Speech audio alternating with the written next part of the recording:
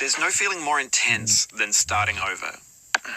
If you deleted your homework the day before it was due, as I have, or if you left your wallet at home and you have to go back after spending an hour in the commute.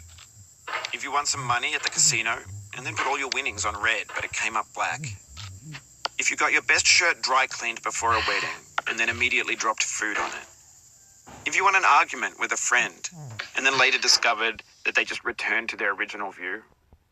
Starting over is harder than starting up. If you're not ready for that, like if you've already had a bad day, then what you're about to go through might be too much. Feel free to go away and come back. I'll be here. All right, thanks for coming with me on this trip. I'll understand if you have to take a break at any point. Just find a safe place to stop and quit the game. Don't worry, I'll save your progress, always, even your mistakes. This game is a homage to a free game that came out in 2002, titled Sexy Hiking. The author of that game was Jazuo, a mysterious Czech designer who was known at the time as the father of B games. And B games are rough assemblages of found objects. Designers slap them together very quickly and freely, and they're often too rough and unfriendly to gain much of a following. They're built more for the joy of building them than as polished products. In a certain way, Sexy Hiking is the perfect embodiment of a B game. It's built almost entirely out of found and recycled parts, and it's one of the most unusual and unfriendly games of its time.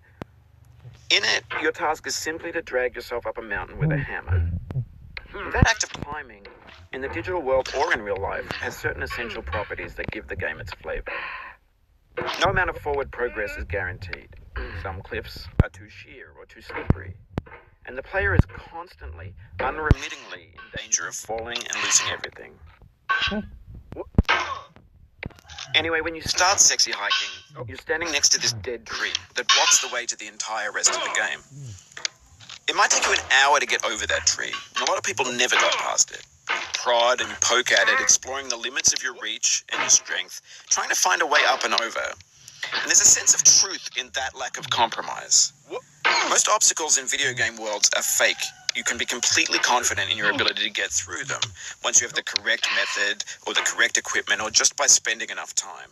In that sense, every pixelated obstacle in Sexy Hiking is real. The obstacles in Sexy Hiking are unyielding, and that makes the game uniquely frustrating. But I'm not sure Jazuo intended to make a frustrating game.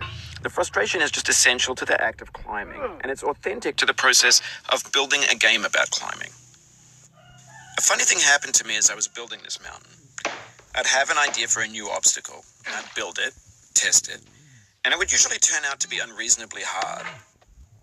But I couldn't bring myself to make it easier. It already felt like my inability to get past the new obstacle was my fault as a player rather than as a builder. Imaginary mountains build themselves from our efforts to climb them, and it's our repeated attempts to reach the summit that turns those mountains into something real.